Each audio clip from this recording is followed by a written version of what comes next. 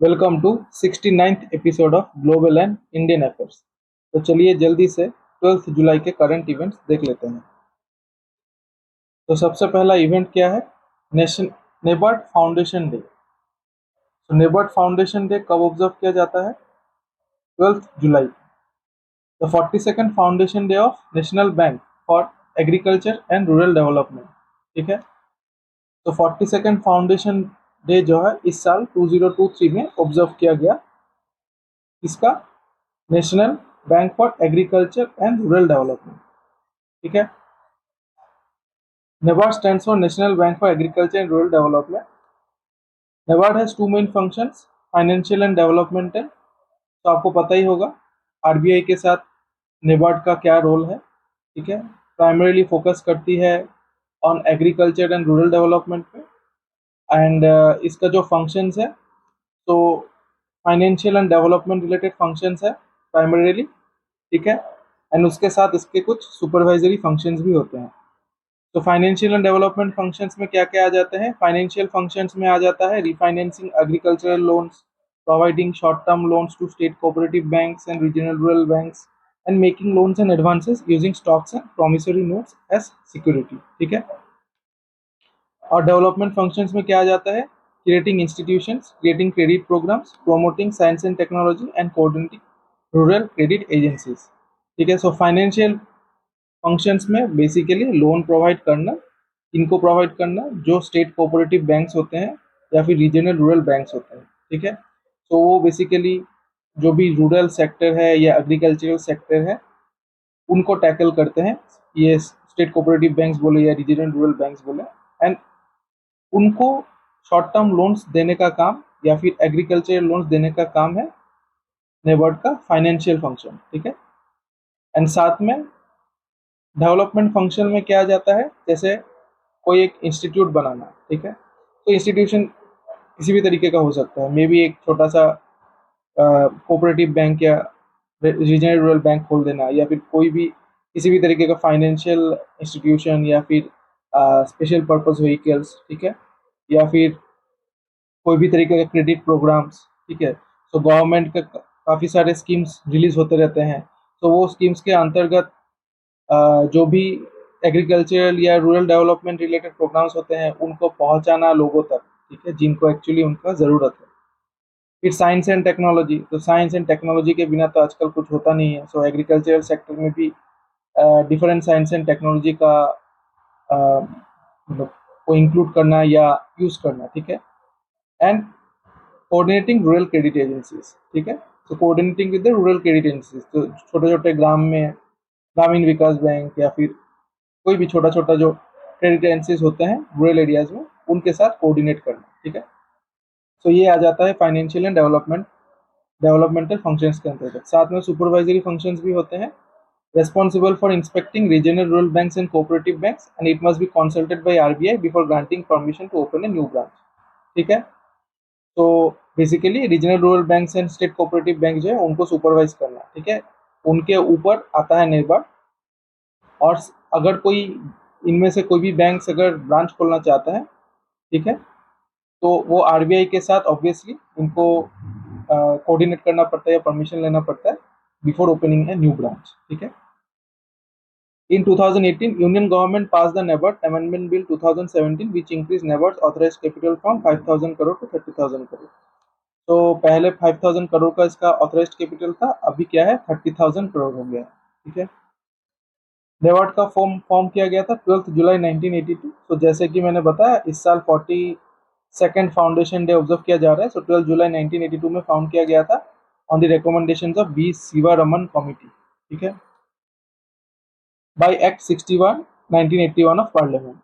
Headquarter कहाँ पे है? मुंबई में। सो आरबीआई का हेडक्वार्टर भी मुंबई में है। एंड नेबार्ड के चेयरमैन कौन है? शजी केवी। ठीक है, तो इसको थोड़ा सा ध्यान में रखिएगा। यहाँ से आने लायक क्वेश्चंस कितने हैं? 4 क्वेश्चन। तो एक हो गया नेबार्ड फाउंडेशन डे कब ऑब्जर्व किया जाता है? 12 जुलाई। 42nd फाउंडेशन डे कब ऑब्जर्व किया गया था ऑफ नेबार्ड? 12 जुलाई। ठीक है, कितने तरीके के फंक्शंस होते हैं? Financial development supervisory functions. ठीक है, एंड नेबार्ड का हेडक्वार्टर या नेबार्ड का चेयरमैन, इनमें से कोई भी एक इंपॉर्टेंट क्वेश्चन हो सकता है, ठीक है, तो इन दोनों को ध्यान में रखिएगा। चलते हैं नेक्स्ट इवेंट पे, वर्ल्ड पेपर बैग डे 2023। तो वर्ल्ड पेपर बैग डे 2023 कब ऑब्जर्व किया जाता है? ये भी 12 जुलाई को ऑब्जर्व किया जाता है, ठीक है। On 12 July world paper bag day is celebrated annually to promote the significance of utilising paper bags instead of plastic. तो नाम से ही आपको पता चलता होगा कि पेपर बैग्स का क्या इंपॉर्टेंस है एंड उसको in place of plastic bags use किया जाना चाहिए, उसको ही प्रमोट करता है ये पार्टिकुलर डे, ठीक है।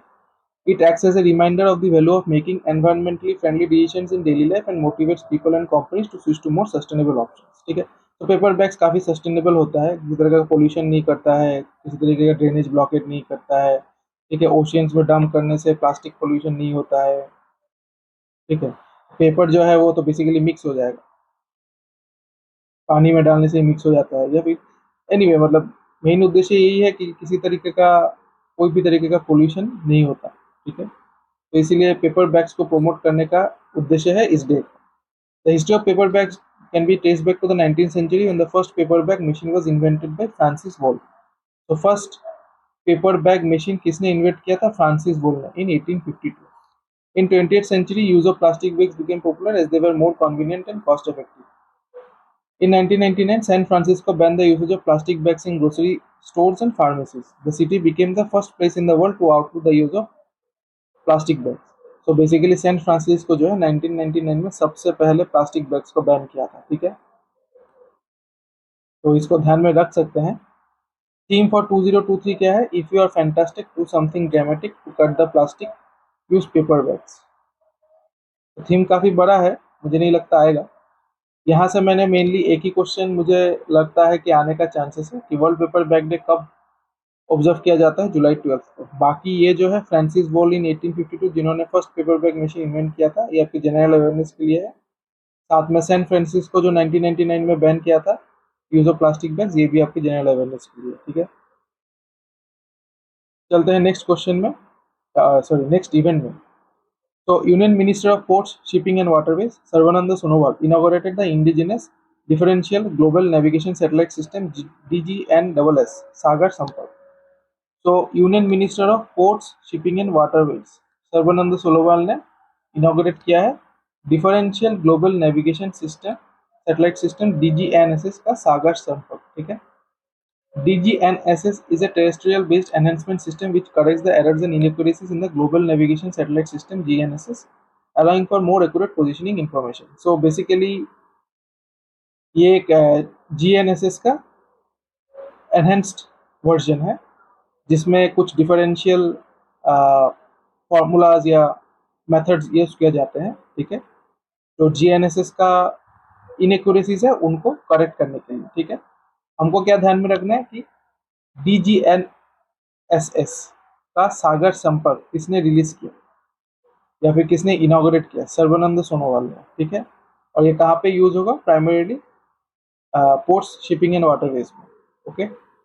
चलते हैं नेक्स्ट इवेंट पे। PM Narendra Modi will be on an official visit to France and the UAE from 13 to 15 July. तो फ्रांस के बाद UAE में विजिट करने का प्लान है पीएम नरेंद्र मोदी का। सो फ्रांस में आपको पता होगा ऑलरेडी बेस्टिल डे पैरेड जो है वहाँ पे उनको गेस्ट ऑफ ऑनर के हिसाब से बुलाया गया है। तो ये हम लोगों ने लास्ट महीने ही डिस्कस किया था, ठीक है। और बेस्टिल डे पीरियड कब ऑब्जर्व किया जाता है? 14 जुलाई 2023 को, ठीक है। प्रेसिडेंट ऑफ फ्रांस कौन है? Emmanuel Macron. तो इसको थोड़ा सा ध्यान में रखिएगा। कैपिटल आपको पता ही है, Paris. And president of UAE and ruler of Abu Dhabi कौन है? शेख मोहम्मद बिन जायद अल नहायान, ठीक है। इसको थोड़ा सा ध्यान में रखिएगा। तो कैपिटल आपको पता ही है, अबू धाबी, यूएई का कैपिटल, ओके। चलते हैं नेक्स्ट इवेंट पे। ITC limited reappointed Sanjeev Puri as the company's chairman and managing director for period of 5 years। ये उतना इंपॉर्टेंट इवेंट नहीं है, ठीक है, जस्ट ध्यान में रखिएगा इसको। वैसे यहाँ पे जो आगे का इवेंट था, तो इसमें से 4 क्वेश्चंस पॉसिबल है। तो एक तो हो गया कि नरेंद्र मोदी कितने कंट्रीज को विजिट कर रहे हैं या करेंगे या किए थे इन जुलाई। सो किसी भी फॉर्म में आ सकता है। फ्रांस एंड यूएई हमको ध्यान में रखना है। दूसरा है बेस्टिल डे परेड सेलिब्रेशंस कौन से कंट्री के साथ एसोसिएटेड है? फ्रांस के साथ एसोसिएटेड है। बेस्टिल डे परेड सेलिब्रेशंस में किसको गेस्ट ऑफ ऑनर बुलाया गया था? नरेंद्र मोदी को, ठीक है। एंड बाकी प्रेसिडेंट ऑफ फ्रांस या प्रेसिडेंट ऑफ यूएई, इन दोनों का नाम थोड़ा सा ध्यान में रख लीजिएगा।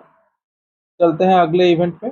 SBI cards and payment services, the countries largest pure play credit card issuer, has appointed Abhijit Chakraborty as MD and CEO for 2 years. So Abhijit चक्रवर्ती को अपॉइंट कर दिया गया है MD and CEO of SBI cards, ठीक है। तो ये है अभिजीत चक्रवर्ती, इसको थोड़ा सा ध्यान में रख सकते हैं, एक ही क्वेश्चन पॉसिबल है इस इवेंट से।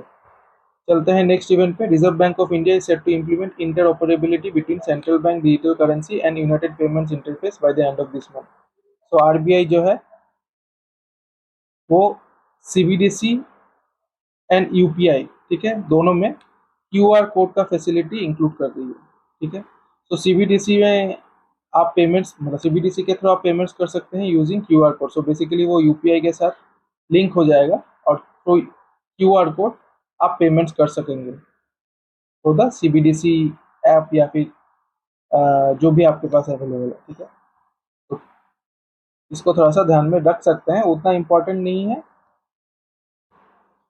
चलते हैं नेक्स्ट इवेंट पे। Oil and Natural Gas Corporation became the first central public sector enterprise in India to receive certification for its anti-bribery management system by InterCert USA। तो ONGC को क्या मिल गया है? Anti bribery management system certification from Intertek USA, ठीक है।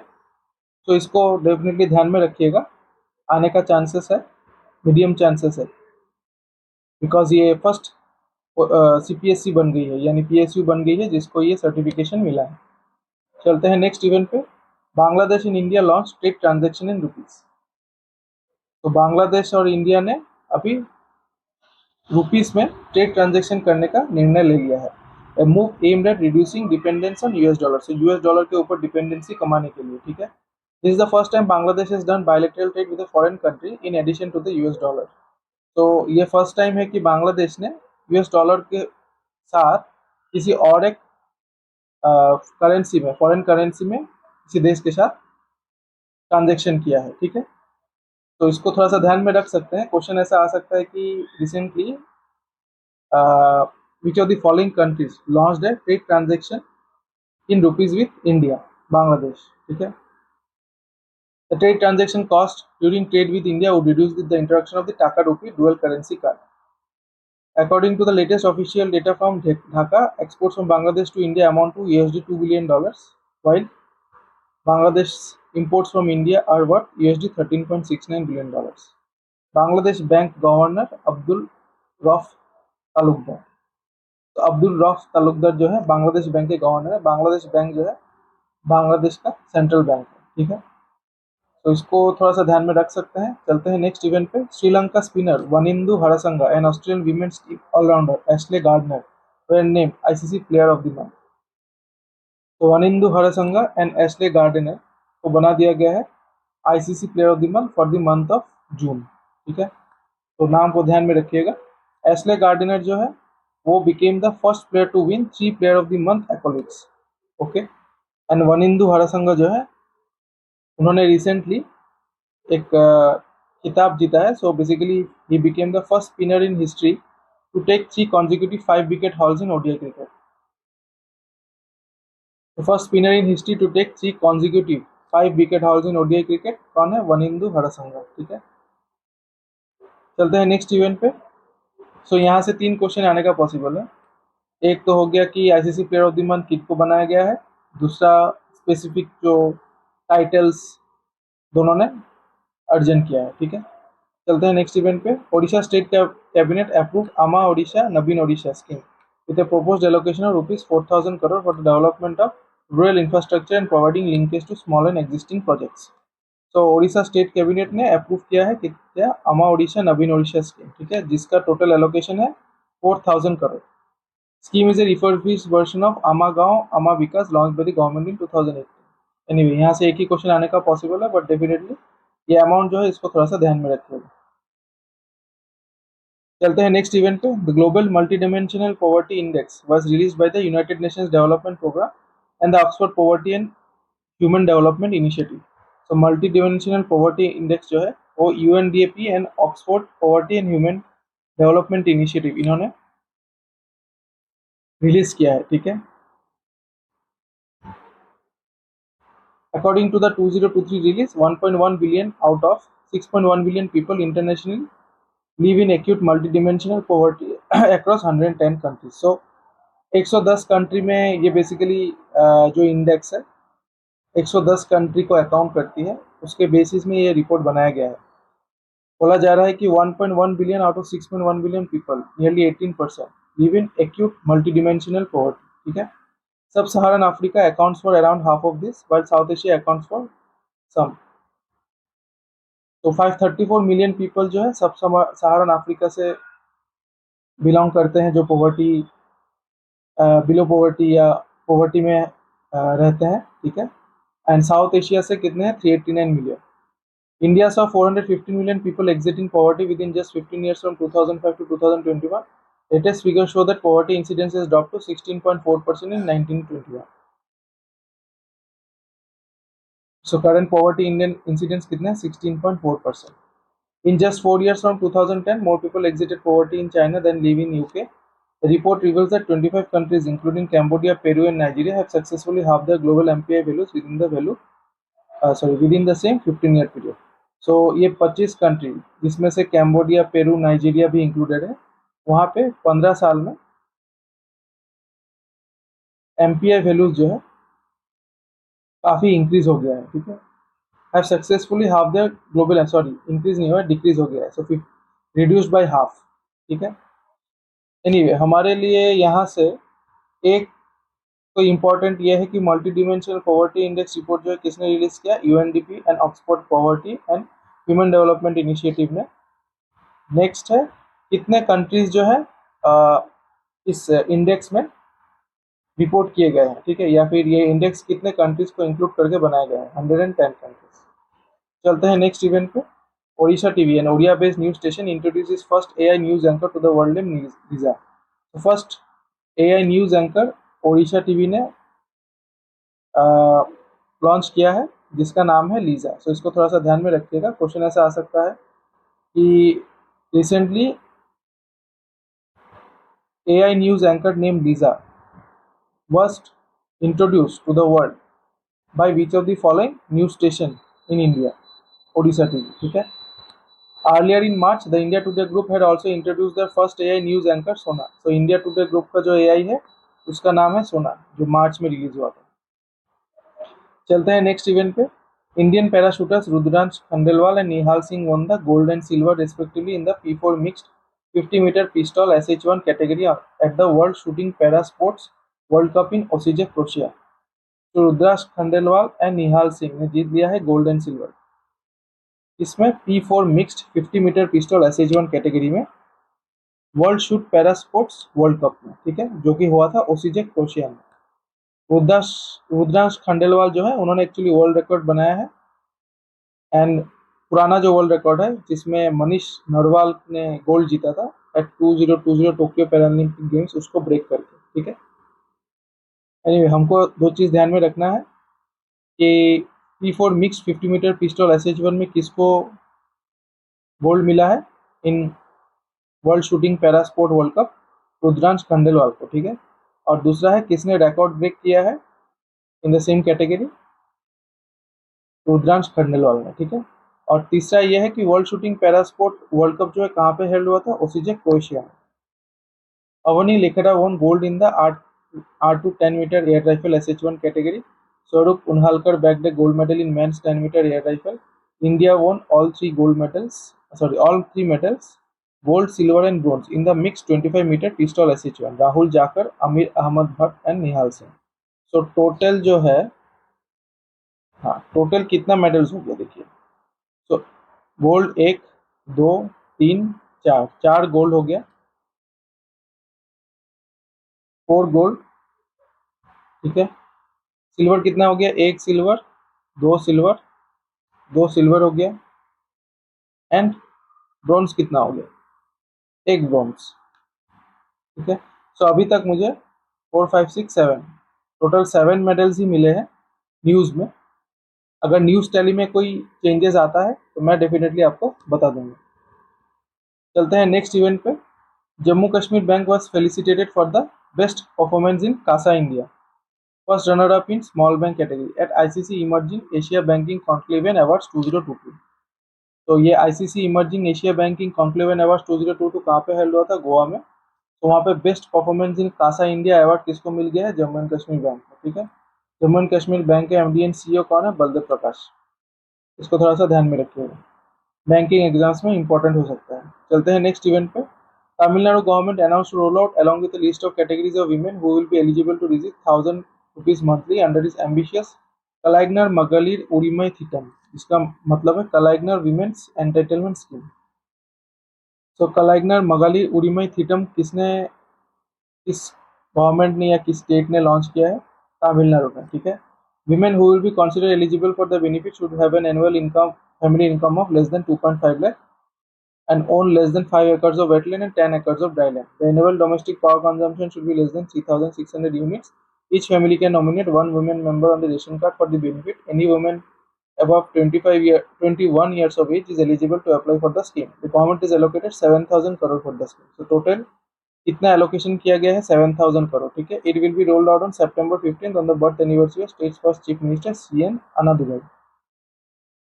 तो इसको थोड़ा सा ध्यान में रखिएगा कि टोटल बजट एलोकेशन जो है 7,000 करोड़ का है एंड कलाइग्नर मगलिर उड़ीमई थिटम तमिलनाडु गवर्नमेंट का एक स्कीम है फॉर वीमेन। ठीक है, चलते हैं हमारे लास्ट इवेंट पे। England won the 24th edition of UEFA under 21 European championship 2023। तो यूईएफए अंडर 21 यूरोपियन चैंपियनशिप 2023 किसने जीत लिया है? इंग्लैंड ने। ठीक है, defeating Spain. The player of the tournament title went to Anthony Gordon of England. So Anthony Gordon को player of the tournament title मिल गया है। ठीक है, सो ये है एंथनी गॉर्डन। तो चलिए गाइस कुछ क्वेश्चंस ट्राई कर लेते हैं। Which of the following navigation system was recently launched by Ministry of Port Shipping and Waterways? Sagar Sampark. Which of the following countries will PM Narendra Modi visit in July? France and UAE. So both A and B.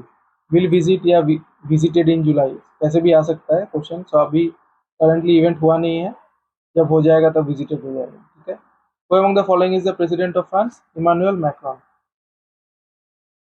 Which of the following news stations recently introduced its first AI news anchor named Lisa? Odisha TV. Who among the following was recently appointed as the MD and CEO of SBI Cards? Avijit Chakraborty. NABARD Foundation Day is observed on 12th July.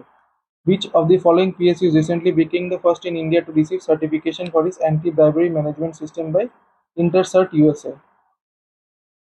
ONGC. Recently, with which of the following countries did India launch trade transaction in rupees to reduce dependency on US dollar? Bangladesh. Who among the following recently became the first player to win 3 ICC Player of the Month accolades? Ashley Gardner. Who among the following recently became the first spinner in history to take 3 consecutive 5-wicket hauls in ODI cricket? Wanindu Harasanga. The World Paper Bag Day is observed on 12th July. Which of the following countries won the UEFA Under 21 European Championship 2023? England. Recently, the Odisha State Cabinet approved Ama Odisha Navin Odisha scheme with a proposed allocation of 4,000 crore. Recently released Global Multidimensional Poverty Index measured the status of poverty across how many countries? 110 countries. World Shooting Parasport World Cup 2023 was recently held in procedure. Who among the following recently created a world record in the P4 mixed 50-meter pistol SH1 category at the World Shooting Parasport World Cup 2023? Rudransh Khandelwal. Which of the following banks won the Best Performance in CASA India Award at the ICC Emerging Asia Banking Conclave and Awards 2023? Jammu and Kashmir Bank. The Kalaignar Magali Urimai Thitam will be rolled on in which of the following states? Tamil Nadu. Who among the following recently received the ICC Player of the Month accolades for June? Wanindu Harasanga men category, Ashley Gardner women category. So both A and B. The NABARD headquarters is located in which of the following cities? Mumbai. तो guys आज के लिए इतना ही, मिलते हैं अगले episode में। आशा करता हूँ ये एपिसोड आपके लिए इन्फॉर्मेटिव रहा होगा। अगर अच्छा लगे तो काइंडली वीडियो को लाइक कीजिएगा, चैनल को सब्सक्राइब कीजिएगा एंड अपने दोस्तों के साथ वीडियोस को शेयर कीजिएगा। ठीक है, चलिए मिलते हैं अगले एपिसोड में। Tata and bye bye.